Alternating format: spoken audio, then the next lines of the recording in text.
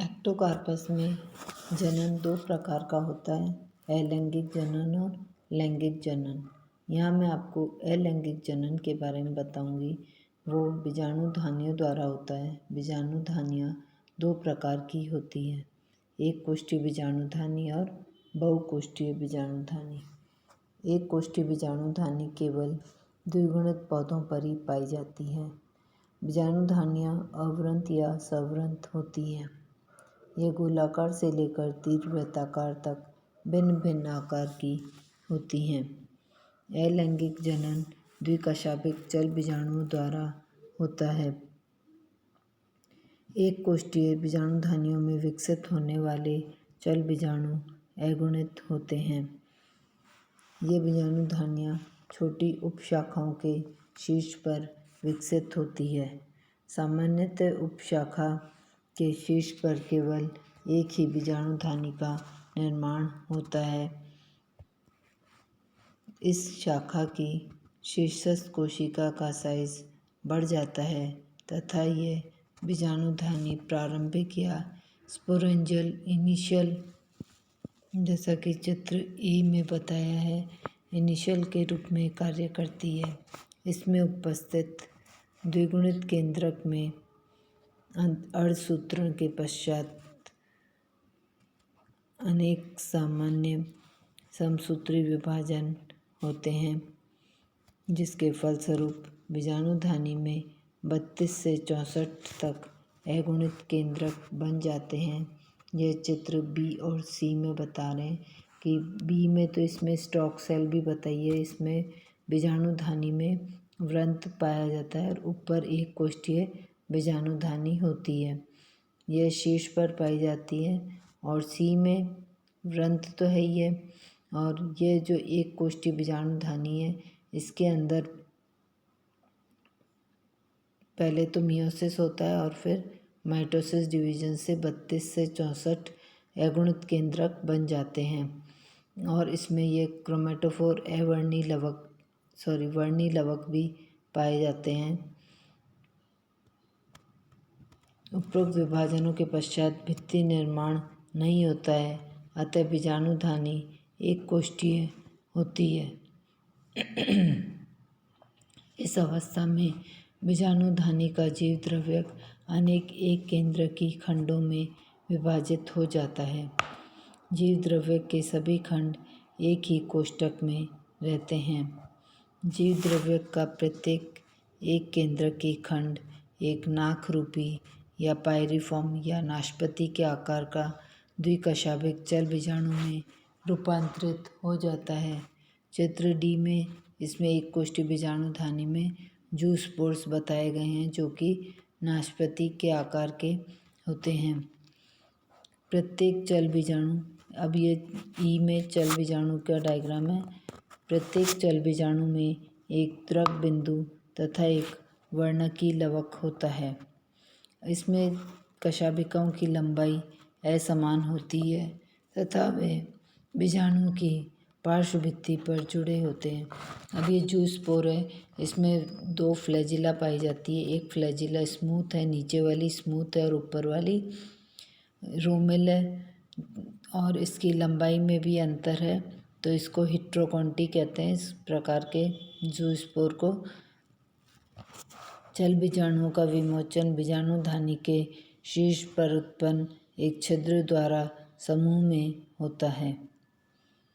मुक्त होने के पश्चात चल बीजाणु 30 से 60 सेकंड तक शांतावस्था में रहते हैं और उसके बाद गतिशील होकर तैरते हैं।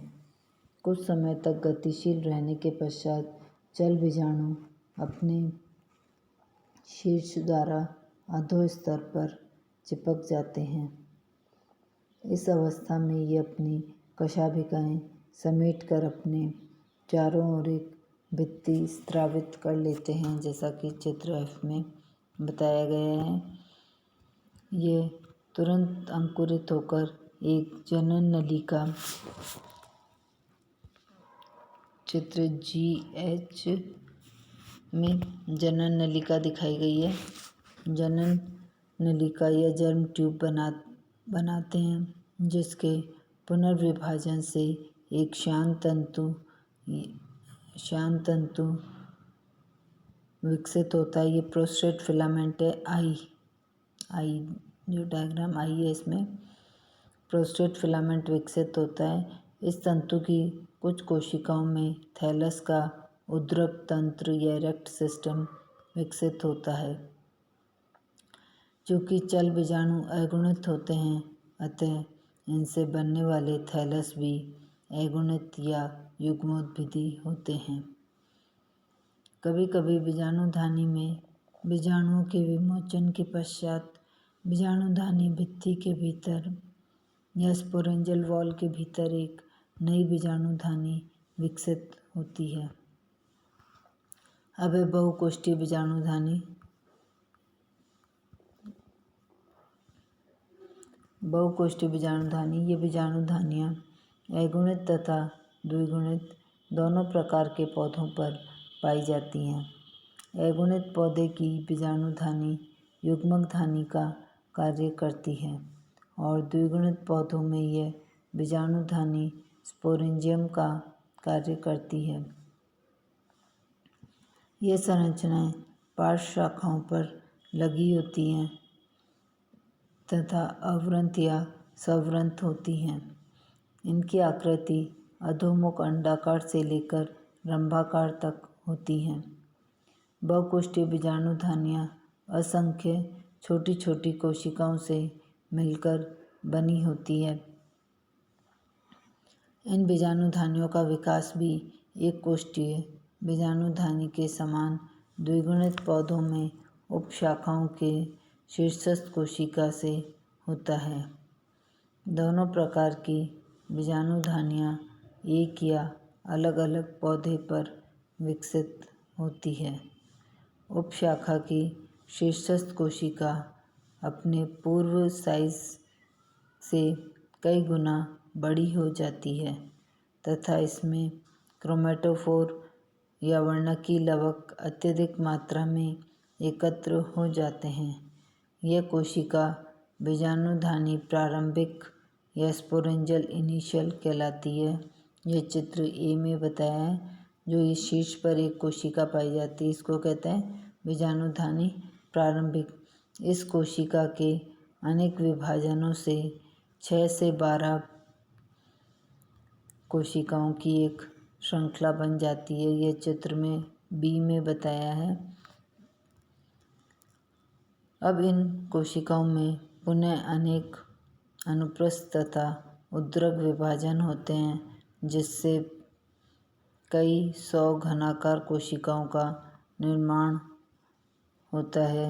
यह कोशिकीय संरचना बहुकोष्ठीय बीजाणुधानी कहलाती है।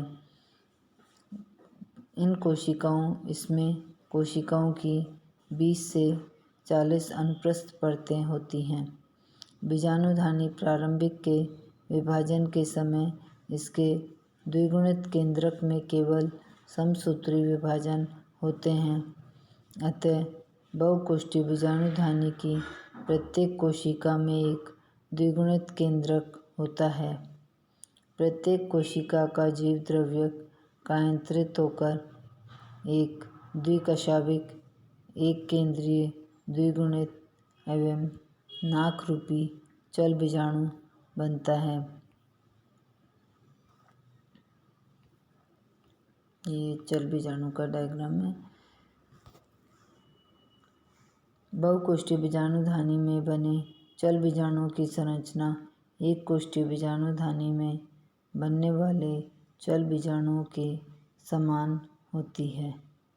परिपक्व चल बीजाणुओं का विमोचन बीजाणुधानी के शीर्ष या पार्श्व भित्ति पर बने शीर्ष द्वारा होता है।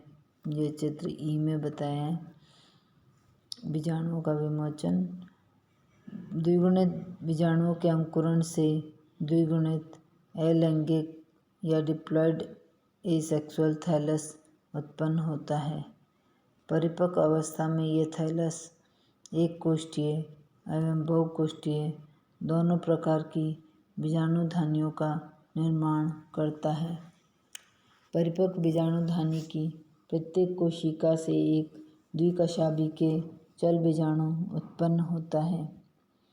अगुणित या हैप्लॉइड या गैमेटोफिटिक पौधे पर उत्पन्न बीजाणुधानी के चल बीजाणु युग्मक की भांति कार्य करते हैं, किंतु द्विगुणित पौधे पर उत्पन्न चल बीजाणु अगुणित चल बीजाणु के रूप में कार्य करते हैं। इसलिए कहा जाता है कि बहुकोष्ठीय बीजाणुधानी शब्द का उपयोग उचित नहीं है। यदि बहुकोष्ठीय अंग चल बीजाणु उत्पन्न करता है तो अंग को उदासीन